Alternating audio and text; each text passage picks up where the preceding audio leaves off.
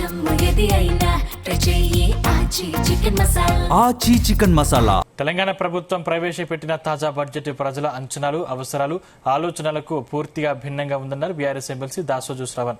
Budget అంచనాలు, వాస్తవ ఖర్చుల మధ్య భారీ వ్యత్యాసాలు ఉండడం వల్ల బడ్జెట్పై ప్రజల్లోనే కాకుండా ప్రభుత్వ యంత్రాంగంలో కూడా విశ్వాసం దెబ్బతింటుందన్నారు.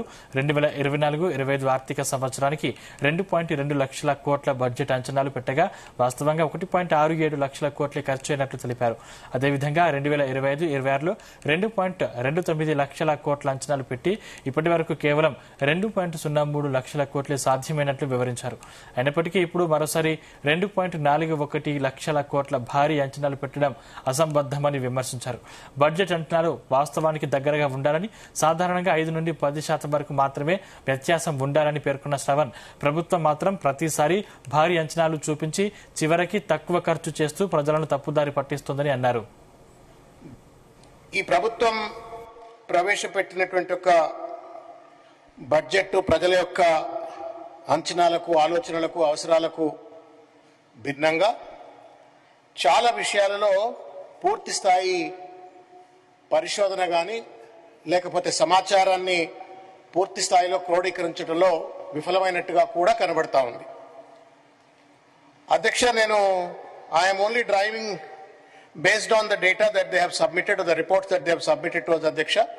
I humbly appeal to my colleagues, iddaru విప్లు ఉన్నారు, తర్వాత మంత్రి గారు ఉన్నారు, ముగ్గురు ఉన్నారు, దయచేసి మీరు నోట్ చేసుకొని ప్రభుత్వానికి ఇన్ఫర్మేషన్ ఇచ్చినట్టయితే at least when they respond to us they will be able to clarify.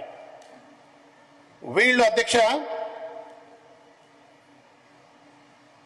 2,21,000 కోట్ల రూపాయల బడ్జెట్ ఎస్టిమేట్స్ 24-25కు పెడితే యాక్చువల్ గా అది అకంప్లిష్ అయింది 1.67 lakh crores అధ్యక్ష.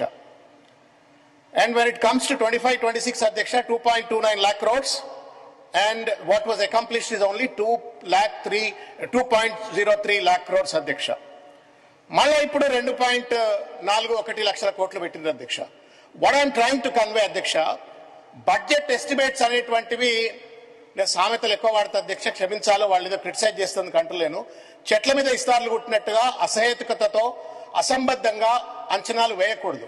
ఒకసారి అంచనాలు వేసినట్టయితే ఒక 5% 10% వేరియన్స్ ఉండాలి. కానీ ఇంత పెద్ద ఎత్తున కన్సిస్టెంట్ గా what they estimate and what they revise and what actuals, ఈ డిస్టార్షన్స్ అనేటువంటిది బడ్జెట్ మీద ప్రజలకు గౌరవం పోతుంది, బడ్జెట్ అమలు చేసేటువంటి ఒక బ్యూరోక్రసీ కూడా పూర్తి స్థాయిలో దీనిపైన గౌరవం పోతుంది అనే ఒక విషయాన్ని దయచేసి వారు సమాధానం చెప్పాలని చెప్పని నేను కోరుతా ఉన్నాను. This is the same scenario with regard to tax revenue కానీ, నాన్ ట్యాక్స్ రెవెన్యూ కానీ, గ్రాంట్ ఎయిడ్ కి సంబంధించిన అంశం కానీ అన్నిట్లో కూడా పెద్ద ఎత్తున ఫిగర్లు పెడతా ఉన్నారు. బట్ మొత్తానికి వస్తేప్పటికీ పైన పటారంలోన లొటారం అని చెప్పని సంవత్సరం అయిపోయేటప్పటికి what they are ultimately accomplishing is far lesser than what they have actually estimated or ఈ బడ్జెట్ ఎస్టిమేట్ లో కానీ రివైజ్ ఎస్టిమేట్ల కంటే తక్కువ ఉంది.